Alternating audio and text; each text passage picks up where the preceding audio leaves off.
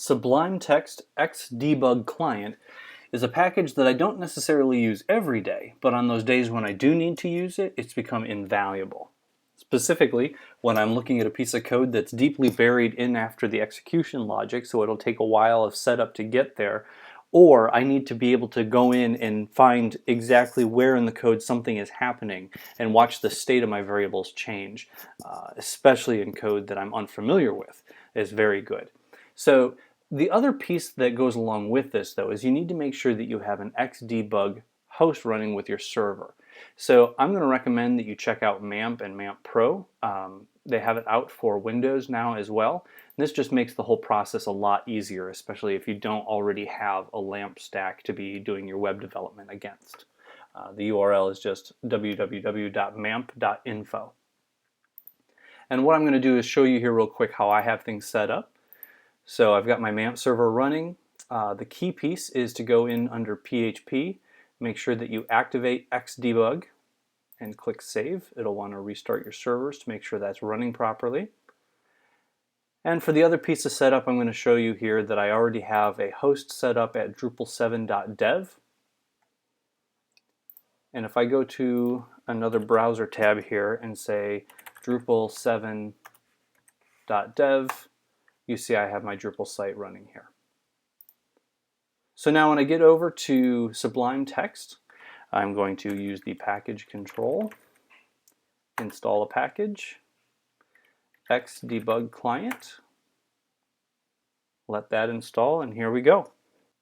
The last piece of configuration that we need to take care of is to make sure that we're working within the context of a Sublime Text project. And that's pretty simple to do. If I actually load up a previous folder that I've had here, my Drupal 7 site. This is the one that is living at the doc root I just showed you in my MAMP server. And if we go up to Project, say Save Project As, I'll call it Drupal 7. So now you'll go in and you'll see the Drupal7.sublime project. It's already got some default values in here. We just need to add a little bit more. Add a comma there after that square brace, go to the next line, and I already have the code snippet in my clipboard, so I'll just paste it in here.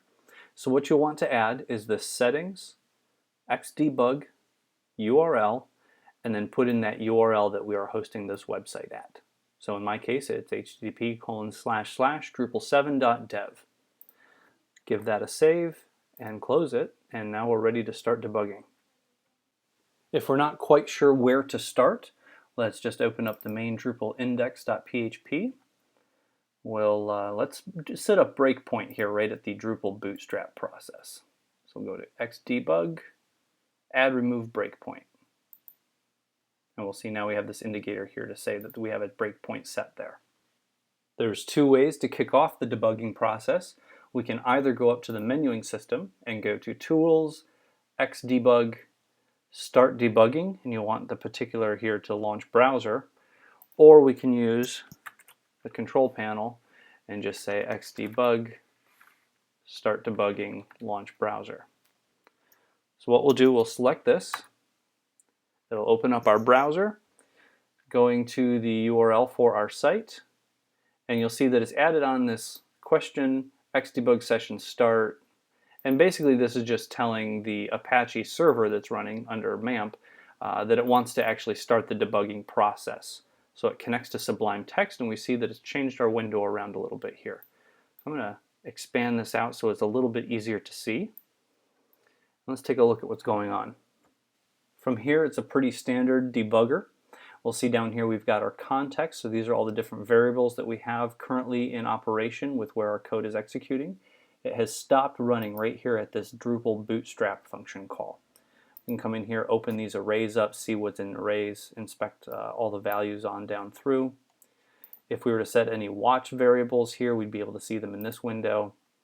Here's the call stack, and here's the breakpoint, so this is where we've actually set these. So if we come over and we say we want to do the step through, step over, all those commands are available. It's a little cumbersome at first if you're going through the menuing system to say come down here through the menu and say run or run to line, step over, all the different options that we have. or you could just start memorizing what some of these commands are. So for instance, let's do step into, which is Shift Command F7. We'll watch the debugger step into the Drupal Bootstrap method. Here we are, and we can just keep walking through and taking a look, inspecting each of the values as we're walking through this code to see how it's changing and get an idea of how our code is actually executing. You can see where this can get pretty powerful is if you're trying to debug something and find out what's actually going on. At the end, you don't have to go through the menuing system. You can use your control panel just to say stop debugging. You can go back and start it back up if you need to.